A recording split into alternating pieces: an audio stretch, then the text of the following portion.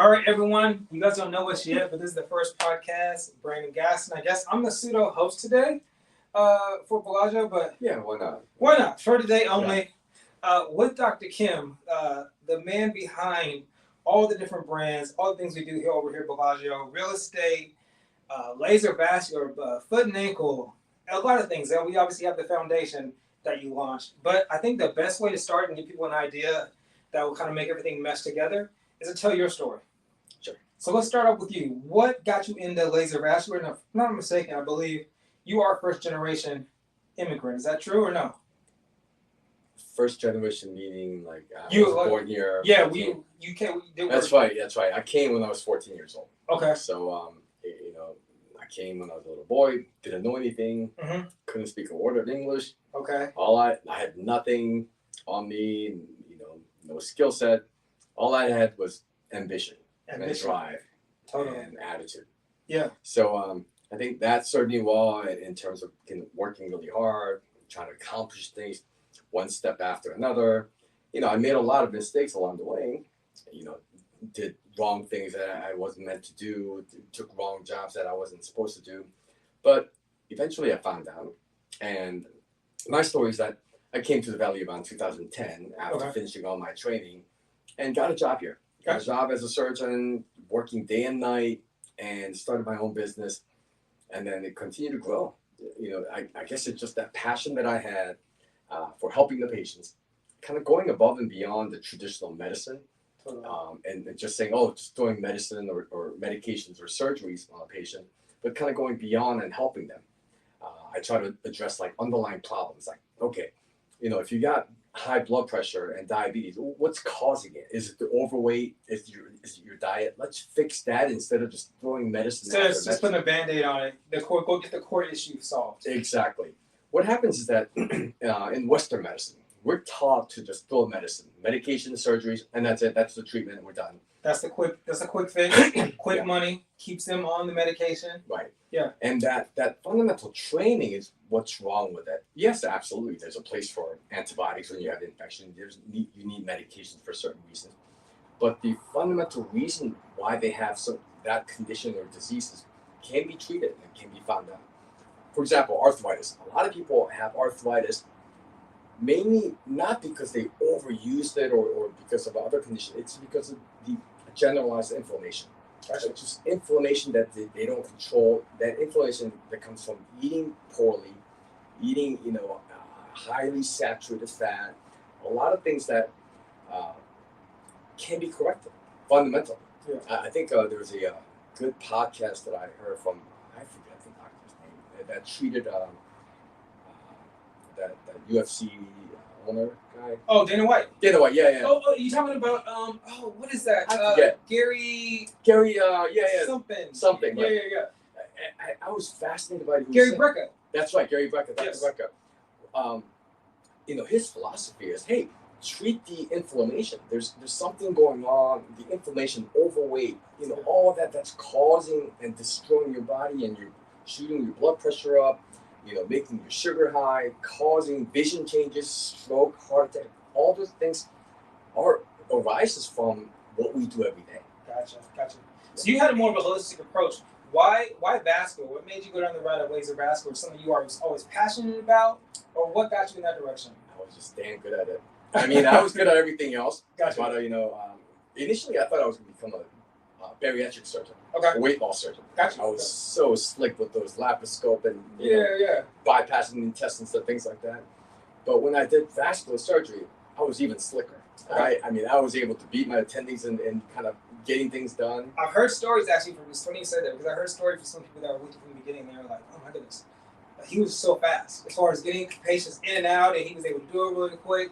And so you say you started with 2010, you worked for other companies. When did you launch laser vascular? That same year. Okay. 6 months after. You knew immediately. Well, I mean, I worked for 6 months. I said, I'm done with this. Yeah. I'm going to start my own philosophy, my way of taking care of the patients, and that drew patients. Yeah. Patients wanted some different answers. Yeah. From there, I grew and grew. Continued to hire another doctor, one more doctor, and others, and then started investing in real estate. I didn't know anything about real estate. Yeah. I read books. Yeah. Started listening to podcasts, watched YouTube, and just taught myself. Information is available anywhere. That's the thing. It's like there's almost too much information, but information is readily available. I think people want to hear about that though, because I think that also makes sense with all the things you do. So, started working with someone else 2010, launched your own in 2010 after 6 months, and then now you've grown. Was Bellagio Financial the first secondary business, or were you doing investing before that? I mean, everything just happened in hodgepodge, a different order. There's Okay. no real sense of it. But the essential story is that it kind of grew gradually one at a time with a lot of mistakes we made. Yeah. In starting a business and doing anything, it's okay to make mistakes. That's how you learn. Right. Exactly. Yeah. Because there's no one manual for life. There's no one hey, follow this in your life and you'll be fine. There's no such thing exists. Yeah. Everybody's life takes turns and go a different path and comes back, and it's always jig-jag. Yeah. Yeah, no, it's like Roger, that diagram where it says people think entrepreneurs' line is like this. Yeah. And yet it's really like all these squiggly lines going up and down, and then you're like, this is really a route. And it's funny too, because people realize how hard it is. A lot of times they won't want to do it, but it seems like your ambition, your drive was like, okay, fail fast, figure it out. I'll figure it out along the way and keep on growing. Yeah, I think the fundamental important thing is having that vision. Mm-hmm. Hey, I don't know what's going to look like, but I want to get to this level. And I can't do it. Yeah. And then figuring it out along the way. Yeah. Elon Musk talked about how, hey, if you work 60 hours a week, your competitor works 40 hours a week, in a year, you can accomplish a lot more in 9 months than that person will take a year in terms of making mistakes, finding the solution that works, and then driving toward it. I was literally just thinking about that literally yesterday, honestly, no joke. This is funny that you mentioned that, because I was thinking about that interview where he said, he's like, if I'm working 60, 80 hours a week, then what I'm doing in 4 to 6 months. I think he said 100 hours. Yeah. He's crazy. Yeah. But he was saying, like, I'm figuring out in 4 months, not only what works, but what doesn't work. Yeah. As opposed to them a year behind. And that it's a self, like, it builds upon itself. And that's the truth. When you think about it, it's like, you're right. It makes sense. Totally. I mean, if you're working 100 hours a week for years after years and after, which is what I did. Yeah. Compared to someone just working 40 hours a week, I'm getting things done in less than half the time. What was the rate? I don't know, 30, 40. 2.5%. Yeah, you're 2.5 times. And I'm able to get there a lot faster. I made tons of mistakes in real estate. I bought buildings that I shouldn't have bought, lost money on things, because of my mistakes. But I learned along the way. Gotcha. So you mentioned vision. Let's talk about the vision, right? Because again, we have now, 14 years later, going on 15 years, congratulations. We have not only laser vascular, we have Bellagio Foot and Neck. I'm trying to make sure I don't forget anything. Sure. We have Bellagio Smoking Medic. We have AC Medics. We have Bellagio Wound Care, Laser Pain, Real Estate, Commercial, as well as leasing and residential. Was that always the vision? And if that is the vision, what is the vision going forward? No. That wasn't the vision. Okay. I don't think anybody can have a vision like, hey, I'm going to become a doctor and I'm going to become the Surgeon General of the president. Those kind of visions don't exist because we don't know what it's going to be like. Mm-hmm. I think my vision was more like in line of, hey, I want to do the best I can. I want to contribute the most I can. I want to try anything and everything I possibly can, so that on my deathbed, I don't look back and regret, hey, what if I tried this? What would have happened if I, try that business, try this, job, try this other opportunities. Yeah. I didn't want to have any regrets. No stone left unturned. Exactly. And, I think a lot of that just came from reading autobiographies from people who have accomplished a lot and have given a lot, and just kind of learning that, absorbing that vision from them. It wasn't a concrete vision of where I wanted to be, all that mumbo jumbo about like picture yourself in 10 years on the boat and none of that. Yeah. I don't know what's going to happen in tomorrow, let alone 10 years. Yeah. Things may change. I think not having that concrete vision and going, gosh, I can't be a doctor anymore because I hurt my finger or whatever, that would have been devastation. Gotcha. No, my vision was more of a, hey, what can I possibly do to contribute the most, accomplish the most, do everything that I possibly can try, so that I would have no regrets. No regrets, no ceilings. That reminds me, I think I heard this quote, I think it was Ted Turner, said his father he had a vision and a goal, but then once he achieved it, that was like his glass ceiling, Yes. right? So he was like, okay, I've done this, now what? He didn't know what. I think what you're saying is the fact that you didn't have a concrete ceiling, or didn't have a glass ceiling, you're open to anything and everything. And that makes sense again why we have the portfolio, the diverse portfolio that you now have. Because it is a lot of different things. People, that they don't follow on social media, they should.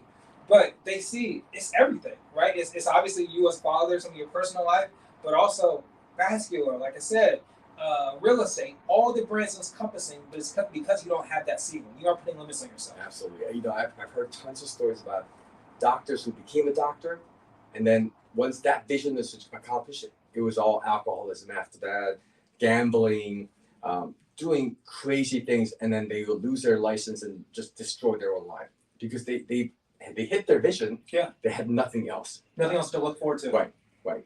So I think what saved me, it wasn't like, hey, I had this one vision, I got to become a surgeon, and that's what I want to do. No, surgeon was just a conduit. It's like, hey, I became a surgeon. What else can I do? Yeah. I'm done. What else can I be doing that can be contributing? Obviously, from real estate, the HVAC business came because, hey, we're having so many issues with ACs every year, every summer, even in the winter. It's like, hey, what if we had a business that supported each other and it would be synergistic? Mm-hmm. Boom, the idea came. There you go. Medical assisting school came because our medical business, we were always short of medical assistants. People were quitting. They weren't good. They didn't want to work anymore. And it was always a shortage of good talents. And the idea was, hey, what if we created our own school? We could train them with the vision and philosophy of the care they went. Right. And boom, the school was formed. And, obviously it took 6 months to get licensing. A lot of investment had to be made.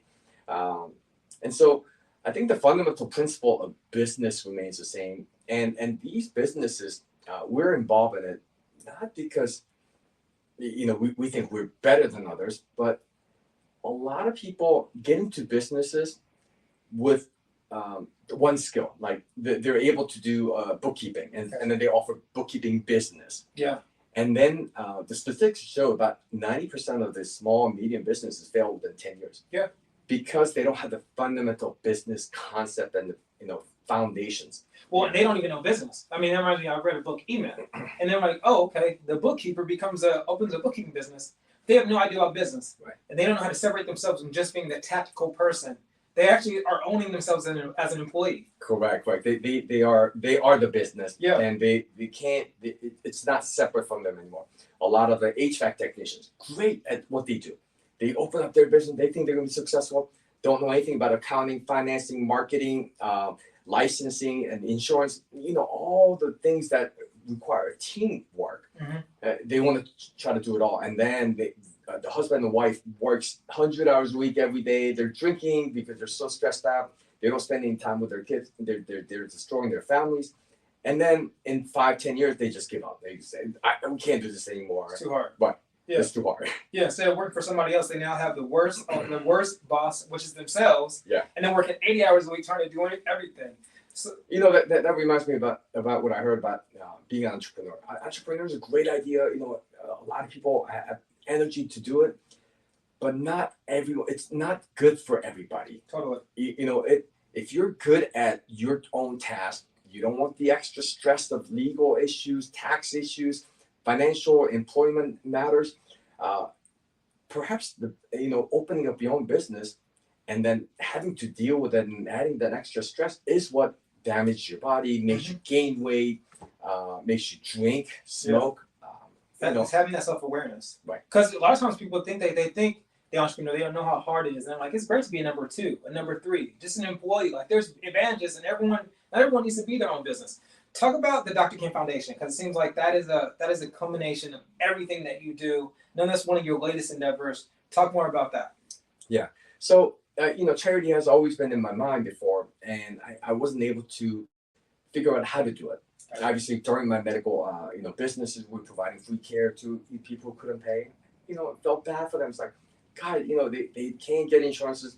They don't have money. They're dying. There's got to be something I can do. I'll provide free care. But the foundation was the idea that, hey, you know what? As a team, we could do so much more with the competent team and organizational skills. We can actually not only help 10 people or 100 people in the community, but thousands and hundreds of thousands or millions of people. Totally. Because it's the concept of scaling, scalability. I can't help a million people by myself, but I can do it with a good team of 10, 20, 100 people that are aligned and fulfilling our mission of the foundation.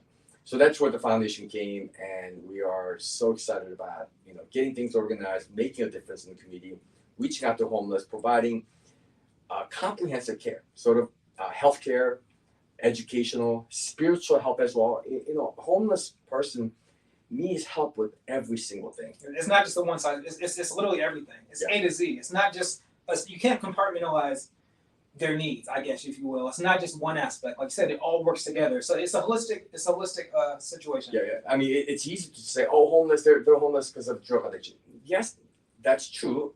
That's one aspect of it. That's one part of it. There's so much more psychological. They need counseling. They need mindset. Maybe they have serious mental illnesses. Mm-hmm. Maybe they have schizophrenia. It's not treated medicationally. Yeah. Maybe they got diabetes. Maybe they have really bad pain that they're trying to medicate themselves with drugs and alcohol and whatever. And so why not get the fundamental problem solved, which goes back to my philosophy of treating the fundamental problem and then providing support needed that they couldn't get from other people or from their families or from themselves.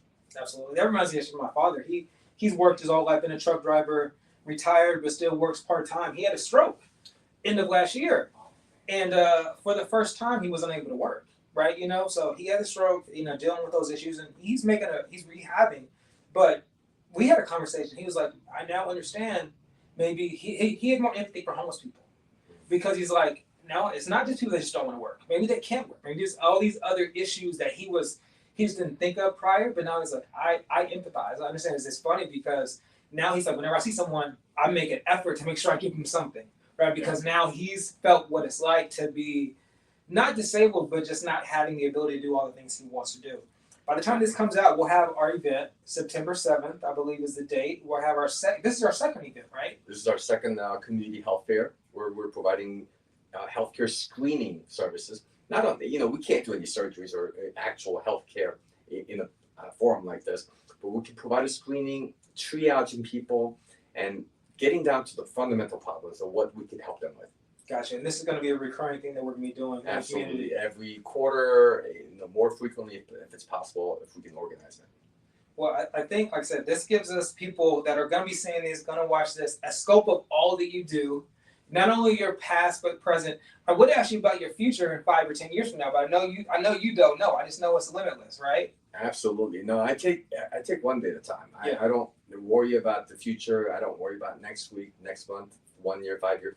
Yes, I do have goals and visions. I want to grow the organization to 1,000 people aligned in a mission and a vision to really make a big impact on the world and society. And we're going to start small in local communities, but we want to impact everybody in Arizona, help them get better jobs, higher paying jobs, get more stable families, get the healthcare they need, whatever else we can do within our control, we will do. A lot of times, governments throw money at the homeless problem and thinking it's just drug addiction problem, or just to provide the housing and everything will be solved. It's a very complex problem. Human beings are complex. You and I, we have a spiritual, emotional, mental, physical need that are all integrated. That's integrated in the family system, in a relationship. Mm-hmm. It's not an easy solution where, how media may make it out to. Oh, it's just a simple homeless problem. Yeah. Just got to clean it up and they'll go somewhere. They don't go away. No. That's why the homeless problem is in California, here in Phoenix as well. I come from Oregon, so I know about it. And it doesn't go away. Government cannot just sweep it under the rug and throw money at it. It doesn't work that way. These people just need so much support from an organization that understands the fundamental problems that's related to it. Yeah, they need all the resources, and it seems like that's what we're creating. So again, this is going to be fun. This is episode 1 across the board. You guys are going to be getting information on, again, AC Medics, home repair, Bellagio foot and ankle. Not only, what to look for, but how to just be more mobile. laser vascular. We have real estate. What's it like living in Arizona? That's one of the things we're going to be talking about. All the things that Arizona has to offer from the foundation as well. The outreach you guys will be doing. So stay tuned. This is going to be excited. More episodes to come. And thank you for being the inaugural guest. No, thanks for having me. And we'll be talking more about everything and anything and randomly. Everything, anything. Next time we'll probably have drinks. We talked about that. So yeah, stay tuned. Yep, cigars and scotch for me. There we go.